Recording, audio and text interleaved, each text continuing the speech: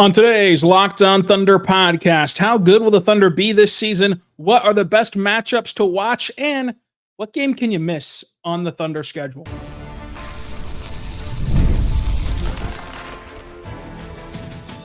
You are Locked On Thunder, your daily Oklahoma City Thunder podcast. Part of the Locked On Podcast Network, your team every day. Let's get it going on the Locked On Thunder podcast on the Locked On Podcast Network, your team every day. I am your host, media member, and Inside the Thunder beat writer Thunder on SI, Rylan Styles. Follow me on Twitter at Rylan_Styles. Follow the show on Twitter at LO Thunderpod. On today's show, brought to you by FanDuel. Right now, through September 22nd, all FanDuel customers can bet $5 and get 3 weeks worth of free trial of NFL Sunday Ticket for YouTube and the YouTube TV. Visit FanDuel.com/lockedon to get started. We're going to discuss the Thunder Wire fan survey. What do you think about the Thunder offseason and upcoming season? What do we think about it as well? Plus, give you our top games to watch. And what are the must-watch? What are the games you can kind of skip past? Today's show, we're joined by Clemente Almanza at CAlmanza1007 on Twitter. Clemente, how you doing? I'm doing great, Rylan. I'm excited. I'm happy. I mean, I finally got out of the straitjacket now, and thankfully I was granted parole, and now I'm finally locked out of locked on. You're back on Locked On Thunder. The last time we were discussing Thunder basketball in here was last year at this time, doing our schedule draft, which you did win the first ever schedule draft. I'm going to shake it up a little bit and just rank top games and see whose list maybe has better games on that list. I'll give you 5, you'll give 5, and we'll have our top 10 games from there. Plus, must-watch games. And, you know, sometimes in an 82-game season, you might need to sit back and rely on Locked On Thunder, rely on Thunder Wire, rely on SI Thunder to keep you up to speed on what happened that night because you can't watch it. Which games can you plan on maybe skipping if you're out there needing to figure that out? But Clemente, you put together another fan survey as you do every offseason at Thunder Wire, and you asked people what would they grade the offseason for the Thunder. Overwhelmingly, people gave it an A. 86% gives it an A. What would be the grade that you give it? I think I would also give it an A. I mean, if you just look at the moves they made this offseason, I mean, they switched out, Josh Giddey, who was their weakest of their 5 starters last year, for someone like Alex Caruso, who's going to be much more of a seamless fit with them among the starters, and as a classic free and D guy. I know he only has a year left on his deal, but maybe they'll negotiate something long term here soon.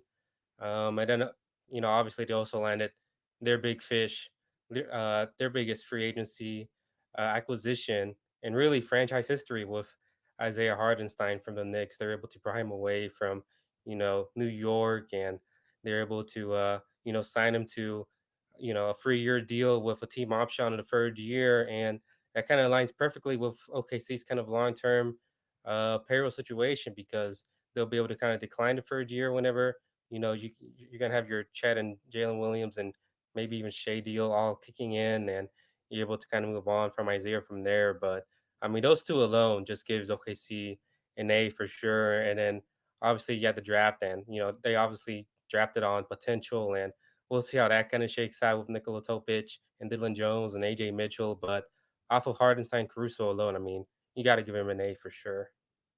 Yeah, I would also give the Thunder an A. I think that they addressed everything possible. I mean, they addressed the Josh Giddey situation and that fit, and got as good of an upgrade as you possibly could get by getting Caruso. And then they went out and spent massive bucks on the free agency market, luring away Hartenstein from a competitive, contending New York team. Obviously, the payday does help as well, but he's going to help this Thunder team in a big way. With that being said, this team won 57 games last year, and we just gave them an A for improving their roster in the offseason. So how many games do you think the Thunder will win next season? Survey says 51 to 60 games, a large range. Narrow that down for what you think would happen within that ballpark. Yeah, I definitely think they're gonna win mid to upper 50s for sure. If I had to guess, I'd probably just say 55 right now. And I mean, most seasons that should be good for a top two free seed easily. And with the Thunder, I don't really think seeding matters as much as to like how they actually look like by the end of the season. And I really believe in this group. I think they've already had their first, playoff experience last year. They're able to kind of see how they kind of handle in that atmosphere. And I think this time around, whenever it is April, May, and they're in the playoffs, battling it out against the top of the West. I really like the Ross, like, go even further and take the next step with this core beyond just, losing a super competitive second round series. But I mean, in terms of the regular season, I think they'll win about 55 games. Um, Last year, they got like a lot of luck with injuries because none of their guys really missed any notable time during the season. And I don't know, odds are some of that luck's going to swing back to, average for them. And if you account for that, I think around 55 wins would be a pretty reasonable outcome, and I think it would be an accomplishment for sure for this group for sure. Yeah, I mean, you're going to have to integrate a new core. You're going to have, the flukiness and randomness of trying to get through an 82 game season with back to backs and all that come with it. I mean, you saw last year, one of the only injuries was Jalen Williams stepping on a camera operator, which you can never predict. You can never really account for. So it's going to be interesting to see where they fall. Vegas has them at 55.5. I would still, like our good pal Joe Mazzato, take the over on that because this team is just that talented. And I can only really, bet on what will happen if this team is at full strength because we can't predict those other things. But I just think that at the end of the day, you spin the regular season, and I would really caution Thunder fans and observers to not take the win total to heart or as if it means anything. Because what's going to sound crazy is I think that we're seeing Thunder fans psych themselves up for like this is it. This is the win now season. This is the year where you have championship aspirations. And in reality, this is the year more so than ever before that you should be exploring your roster. You should be going deep into your rotation. You should be mix and matching and seeing who works with who all throughout this roster and this rotation because you want to be prepared to throw out anything in the postseason and match up in any which way. And so now that you have the personnel to go big, you have the personnel to go small, you have the personnel to just play a sort of traditional rotation with a genuine backup big now with all those pieces in place and not as much of a rigid starting five. Like you're not going to see Caruso start 218 straight games. Like besides J-Dub, Chet, and Shea, and probably Lou, you're not going to see any of those guys, just be sharpied into the starting five. I don't think, or at least not to the degree it was a year ago. So in the mixing and matching, the Thunder have been really good at it. Like they've pulled it off again. Last year they won 57 games while doing this, but it leads itself to maybe not ending up having your best lineup on the floor at times on accident and maybe dropping a regular season game, but collecting more valuable data for the future than what that one single win would have represented. So I would not get too caught up in the win total for this Thunder team so long as they are gathering information to make themselves better in the postseason, which brings us to fan survey question number 3. How far do you think that the Thunder will get in the 2025 playoffs? Western Conference Finals has won out by 44%. Yeah, this is one of the ones I like, one of the more divided like pie charts because, like you mentioned, 44% voted the West Finals, 34% voted the NBA Finals, and like another 20% voted a championship. So, like you mentioned, like optimism is at an all time high among the fan base. But in terms of like how I think the season's going to play out, I mean, considering the fact that OKC, battled out with Dallas, had a 0 point differential against them, we're one SGA foul away from potentially forcing a game 7 against the Mavericks in the second round of series, who ended up going to the NBA Finals.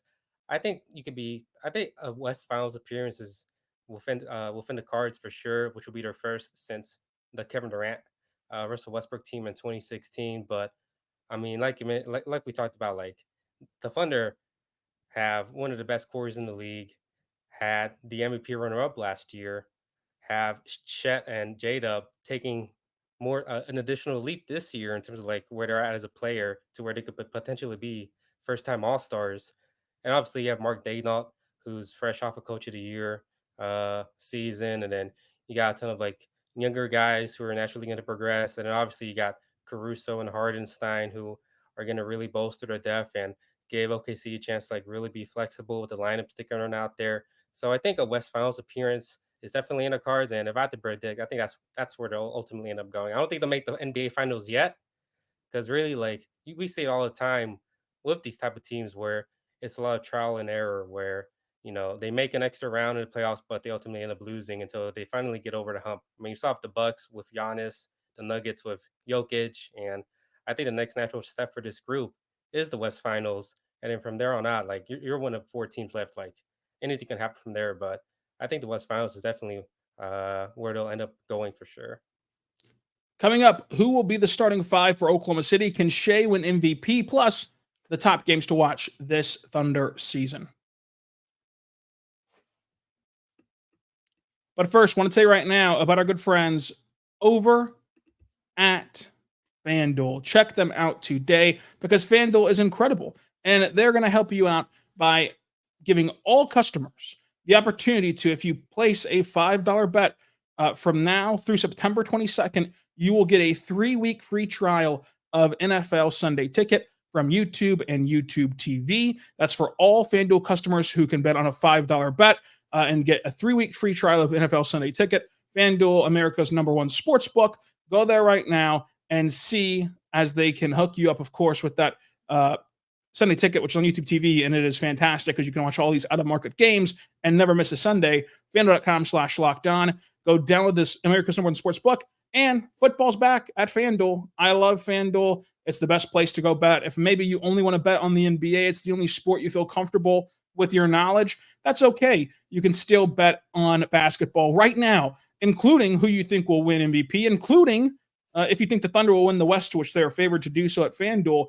You can also bet on opening night basketball. Already, the Thunder are 2.5-point underdogs in Denver. You can hop on that early and still get some points with OKC. Check it out today at FanDuel.com/lockdown.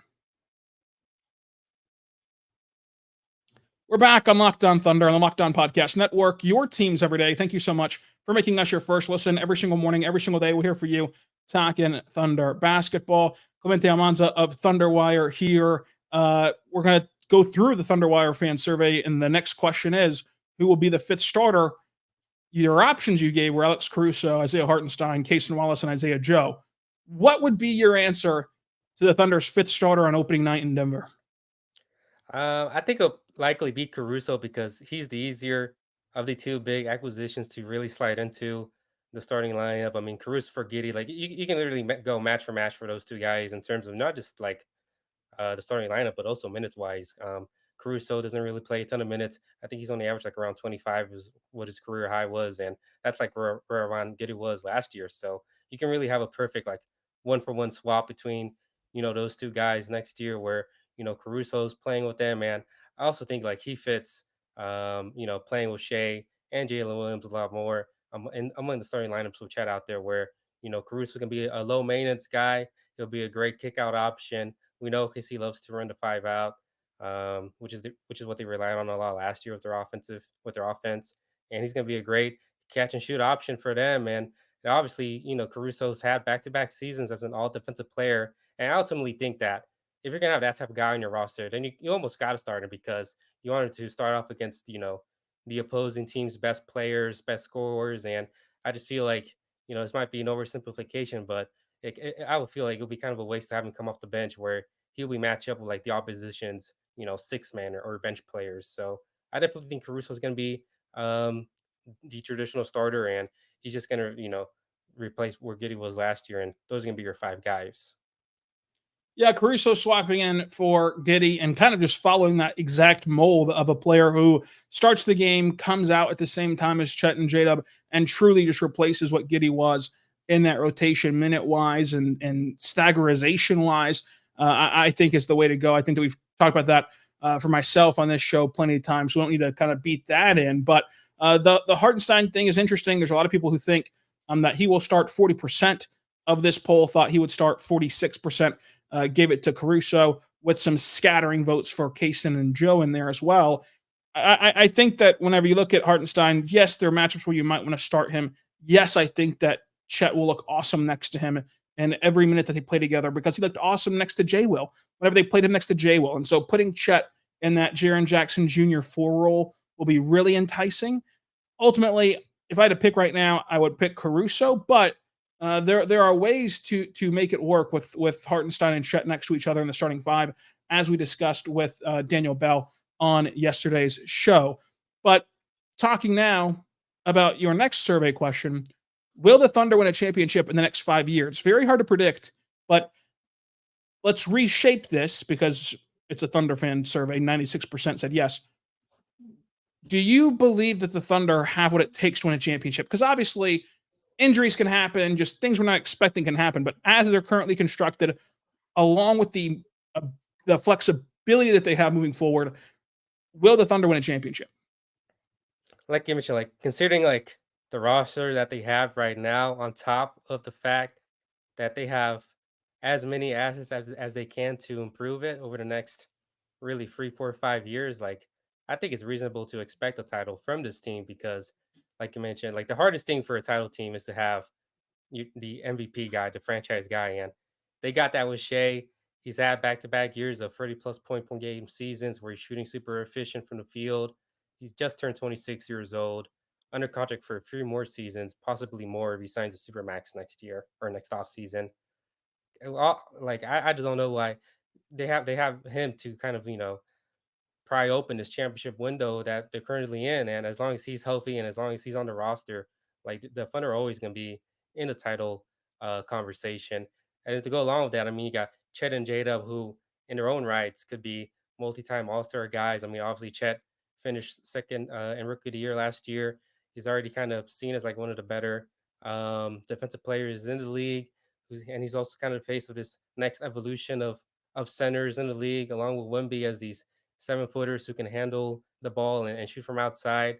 And then obviously Jalen Williams, who seems like, someone who could be like an all-star wing during his time in OKC. And not only like by themselves are they super talented guys, they all fit together so seamlessly. I mean, I don't know of any other trio in the league who could really compete with them uh, when matched up against them. So when you got those three guys, and obviously with the amount of talent OKC has, with the rest of the roster, and with the front office slash coaching slash ownership synergy this team has in terms of everybody being on the same page, and just the amount of, like I mentioned, the draft assets that they have, where down the road if they do need to like pivot and make a outside acquisition to like really bolster this team, they could easily do that without spending too much of the draft capital that they acquired over the last few years. So when you consider all that, like I just don't know if anybody else is better set up in the league to compete for a title and ultimately win one over the next 4, 5,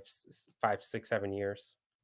Yeah, the Thunder certainly they are certainly positioned to win a championship in the next 5 years. They've been in this spot before though, and came up short. So like that's just a testament to how difficult it is to win a championship. But they haven't been in this exact spot where they had not only the young players, but they had the flexibility and the ability to go get high quality role players. Right now, I mean, this roster is just completely fleshed out. All that you're waiting on is J Dub, is Chet to take a step forward and be playoff level players, be 16 game players.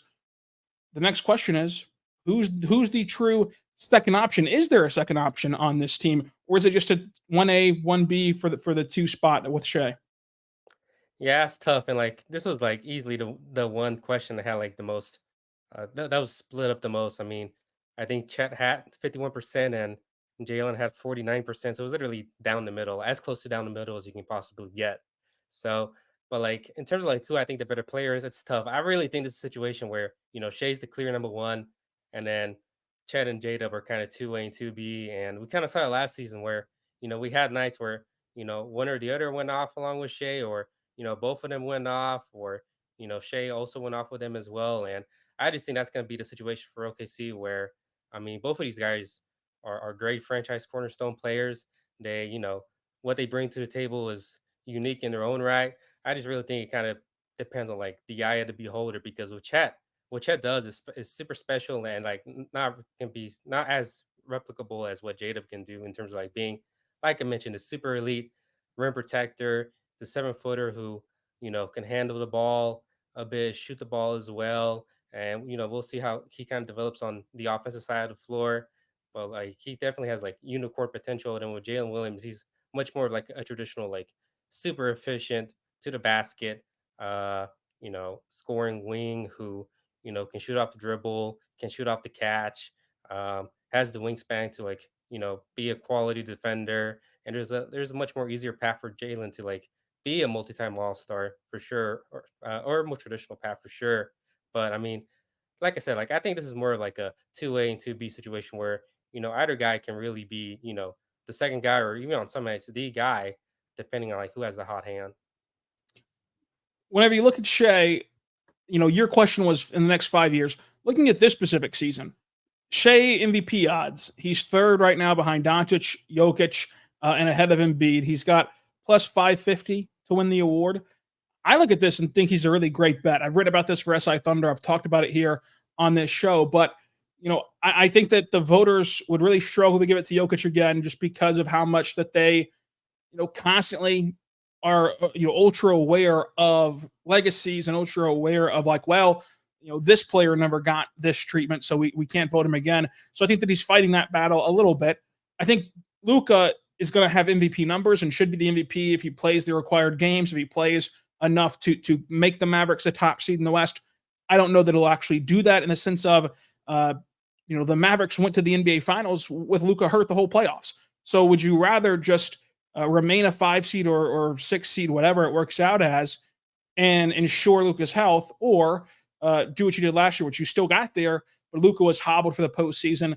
I think that they'll, weigh the postseason and the ability to preserve Luka as much as possible during the regular season, more so than they would his MVP chase. But if he chases MVP, I think he's going to get it, which is why he's the favorite. But if you have any doubt that he'll chase MVP, I think that the pathway is really clear for SGA, because voters are typically a year behind on these things. You've already seen some like D Wade and other guys talk about how they would have given him the honor. Where are you at on Shea MVP for this season? Who is your MVP right now? Yeah, I think this upcoming season we'll see a first time MVP winner. And really the guys who I think are probably gonna headline the race are gonna be, guys like you mentioned, Shea, Luca. I think Jalen Brunson is probably gonna be a dark horse candidate because depending on like how the Knicks kind of, you know, start off this season, and if they're in contention as a potential first seed as well, you obviously have the New York market kind of to his advantage as well.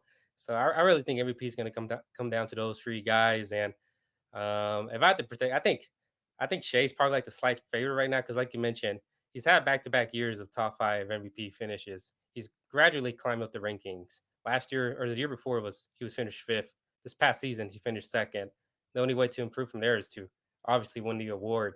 And just considering like all the offseason talk the Thunder have had from these major media figures on podcasts and in articles, and just the amount of praise OKC's gotten, it kind of feels like you know the Thunder are going to be heading into the season with all this momentum in terms of like Shea's MVP case. And I mean, like I said, if Shea has another season like he's had his last couple of years where he's averaging 30 plus points on super efficient shooting, and the Thunder are like right there again in the conversation for the first seed, and they're steamrolling opponents, and they're winning on national TV and all this other stuff. I just have a hard time seeing the voters kind of like not give Shea the award this time around. Coming up, what are the top games to watch on the Thunder's schedule? What game I can hit the snooze button a little bit and sleep on this upcoming season? We'll discuss it all on today's show. But first, let's say right now, but our friends over at BetterHelp. BetterHelp is awesome. I love BetterHelp because, I think that everyone can acknowledge the benefits of therapy, getting to talk to somebody, getting guidance, just getting to vent and get stuff off your chest. Like there's a lot of things that therapy can help with, including getting you some positive coping mechanisms, learning how to set boundaries, empowering yourself. Like these are all great things that therapy can do for you. And I think that by and large, people acknowledge that, but sometimes you just feel too busy. You feel too busy to go see a therapist in town, go to an actual building. And that's where BetterHelp comes in. BetterHelp gives you that benefit of therapy, but it's entirely online. It is convenient. It is flexible. It is suited for your schedule. Go there right now to BetterHelp.com. What you do is you fill out this questionnaire, and they'll match you with a licensed therapist. If you click with that therapist, great. If not, you can just re-roll until you get another therapist that you really do like at no additional charge. So you can find the perfect therapist for you, totally around your schedule at betterhelp.com/lockedinNBA. That's betterhelp.com/lockedinNBA. Go there right now to get 10% off your first month. BetterHelp, HELP.com/lockedonNBA to get started. We're back on the Lockdown Thunder podcast and the Lockdown Podcast Network. Your teams every day. Thank you so much for making us your first listen every single morning, every single day. We're here for you, talking Thunder basketball. Well, Clemente, the schedule came out. Top 10 games. I'm going to give 5. You're going to give 5. Let's start with your 5. What are your 5 must-watch games for OKC this year? Yeah, I mean, kind of like analyzing the schedule. You kind of have to pick. You kind of see like which games you think might end up being super consequential in terms of seeding and all this stuff. And obviously, you kind of saw an extreme example of that last year, where the top 3 seeds weren't finalized until literally the last day of the season, and like tiebreakers had to get involved and all that. Um, but that said, all that said, I think I picked both of the Timberwolves games um, as part of my selection because obviously, the February 24th game against Minnesota. I mean, I think that's the last game in a free game in a 3 or 4 game stretch where OKC plays against Minnesota, where you kind of have the All Star break in between that little stretch, oddly enough, and then obviously they come back and play at Utah. But I'm picking the February 24th game. It'll be the second night of this Minnesota back to back where it's at OKC, and like I said, like I think these two teams are going to be two of the top 3-4 teams in the West next year in terms of the standings, and how these games shake out could really determine tiebreakers and like where teams kind of are in the standings. So those two are definitely, and like obviously the other Minnesota game on New Year's Eve. Like I don't know about you, but I love the holiday season and just the vibes of being in Paycom on New Year's Eve are like at an all-time high. So along with the fact that it's the Wolves as well, you get to see Ant versus Shea, Cat and Gobert. Ace Ant versus J-Dub. Yeah, Ant versus well, that's for the second game. This first game here is gonna be Ant versus Shea, J-Dub and Chet versus Cat and Gobert. I mean, that's gonna be super exciting as well. So those two are my top 2 games, the top 2 home games for next year. And for my third pick, I think I'll pick the Dallas game's gotta be up there. I think they're only in Dallas one time this year. As far as we know right now, maybe they'll change whenever, they they played Dallas twice, but the first time they played Dallas on November 17th. Um, I mean, that's gonna be super exciting to watch because obviously it'll be the first time these two teams have met since the playoffs. You got a little bit of a rivalry going on there between those two teams. I mean, Luca versus Shea, Kyrie versus J-Dub and Chet, lively as well. I mean, and there's definitely some sparks involved as well between the two teams last year, at least in terms of like the fan bases, for sure. So I'll definitely pick Dallas, that first Dallas matchup in mid-November as my third selection.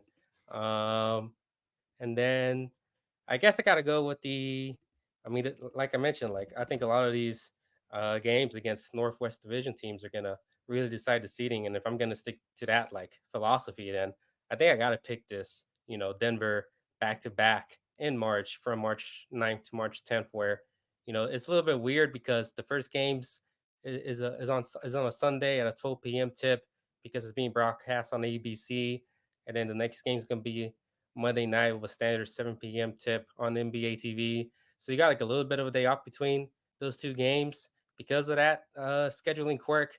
But obviously, like considering just how late in the season it is as well, in early March, we've only got like maybe a month left in the regular season. I think like the consequences of these two games are going to be massive in terms of like how the final seeding can shake out for sure. And obviously, Denver versus OKC, like that's not like Denver's another team that's going to be battling it out with OKC all year long for seeding. And obviously, you got Jokic versus Shea, and maybe these could be like a little bit of a passing of the torch type situation between the Nuggets and Thunder, considering the Nuggets' long-term outlook with this current core. But yeah, I'm definitely picking both of those games. So I think my 5 is what the 2 Minnesota games, the 2 Denver games, and the first Dallas matchup. So we only have one team or two teams that overlap, but my top 5 are the Denver season opener in Denver. I just think that it's the best game to watch just because it's the first one, first time seeing, the new parts and the new players and the new roster on TNT. Shai Jokic, we've discussed that. October 30th against Wemby in the Paycom Center. It's the first game of year 2 Wemby, year 2 Chet. I've got to put it on there. They're fantastic theater every time they get together. Plus, you have Chris Paul back. Plus, you have a Spurs roster that's wanting to be a little bit spunky, but not necessarily contending. Then I do have the Dallas game on November 17th. I just cannot wait to watch these two teams go at it. For the 3 times that they go at it so far, we'll see about the in-season tournament and how the NBA Cup shakes out their roster the rest of the way. But so far, just 3 games. And then my last 2 are Memphis and the Lakers. I love Memphis. I think that they're a really competitive team out west, and they're going to be a team who racks up a ton of regular season wins.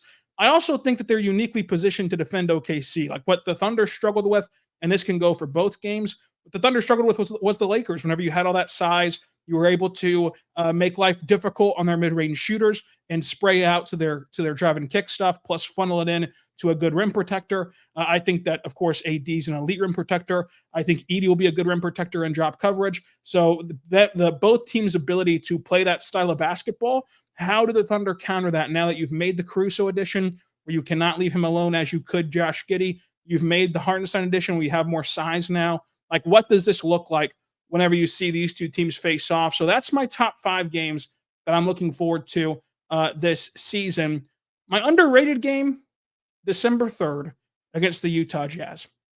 This is, J-Dub and Cody Williams playing each other, but I like this Jazz team. I was very high on Cody Williams. You can go read that at SI NBA Draft. I was very high on Cody Williams. I like Collier. I like Filipowski. I like the Jazz and what they collected last year in the draft. Even like Taylor Hendricks is a guy who I was really high on that is just surely bound to play more this year. And December 3rd is still too early. No matter how good Cooper Flagg is, he's really good. It's still too early to shut down Lauri Markkanen. So I just think that December 3rd will be a fun game against Utah, and that's my sneaky game. What is your sneaky game this year? Yeah, I'm not sure how sneaky this is, but I mean, I'm super excited to see the Sixers come to town on March 19th because it's kind of going to be a battle of big freeze, sort of with bearing health like Embiid, PG, and Tyrese Maxey versus Shea, Chet, and Jalen, and if everything kind of breaks both teams' way, maybe even a potential NBA Finals preview between the two teams. But I mean, I don't know. The Thunder Sixers have played really entertaining games over the last few years, really ever since, Embiid's kind of risen to one of the best players in the league. And I'm just really excited to see how Chet kind of attacks that matchup against him as well. And just to see, how Paul George, is also looking this late into the season. And obviously, there's going to be the seeding is going to be super important this late in the season as well, to see where both of these teams are at in the standings. So, I mean, I'm not sure how like sneaky or underrated it is, but like I'm just super excited to see how the Sixers are looking this late in the year when it comes to OKC. I think that the skip game for me is pretty clear. November 20th. It's a home game though, so like that's going to take a hamper on things. November 20th against Portland. It's the second night of a back-to-back. The first night is in San Antonio. Wemby, Chet, emotional game, high-strung game. It is early enough in the regular season, and I know that all games are created equal, but it's early enough in the regular season where you lose the game, you just kind of pass over it. Whereas like every game down the stretch in March and April feels like it's the end of the world no matter which direction it goes. This game won't have that same exact feel if it's a loss or a win. If you win, it's just, okay, you were supposed to beat Portland. If you lose, it's kind of forgettable at the end of the day, although there'll be some people overreacting to it. But I'm not in love with anything Portland's done. You'll have already seen them play Portland once in the span of the last 3 weeks by the time this game comes around. So I've got Portland as like a game where, you know what? Why not just go ahead and start your, what I believe is Thanksgiving week a little early on November 20th heading into the weekend. Well, it's the week before Thanksgiving, but nonetheless, why even bother? If you have to miss one of the 82 games, just rely on Locked On Thunder, rely on Thunderwire, rely on SI Thunder to get you through that November 20th game against Portland. Oh, yeah, I'm gonna throw you a curveball with this one because I'm kind of throwing a loophole of this because I think the most interesting thing is gonna happen pregame. and not during the game. But I think I'll pick the March 31st game against the Bulls because obviously everybody's going to be excited to see the reception Josh Giddey gets. But I think the loudest reception he'll get is probably going to be in pregame whenever, they're introducing the starters and all that. I think in terms of like the actual game itself, whenever the ball actually tips off, I think it's going to be like a blowout. The Bulls are going to be tanking for Cooper Flag. It's going to be late in the season. Like, who even knows that Josh Giddey's going to play? Do we even know Giddey's going to play this game? Maybe he'll be too good to even play this game and suit up. So I'm throwing kind of a curveball of this one, and I'll pick the Bulls game because I think the most interesting thing that's going to happen in this game, with Giddey's return to OKC, is going to be happening during the pregame introductions. That is a bit of a curveball. They do call you Curveball Clem. Clemente, let them know where they can find you on all of your platforms and all your things. I mean, you can definitely find all my work at OKC Thunder wire.com for sure. We kind of did a whole new page layout, so definitely give that a look. Daily content there for sure, 5+ articles a day. And you can follow me on Twitter as well, CAlmanza1007. It's all spelled out underneath there in this YouTube video. So definitely follow me there for sure. But yeah, super excited for the season, man. Going to be a fun season. Cannot wait for it to tip off. Clemente, thanks for joining us. And until tomorrow or Monday, be good and be good to one.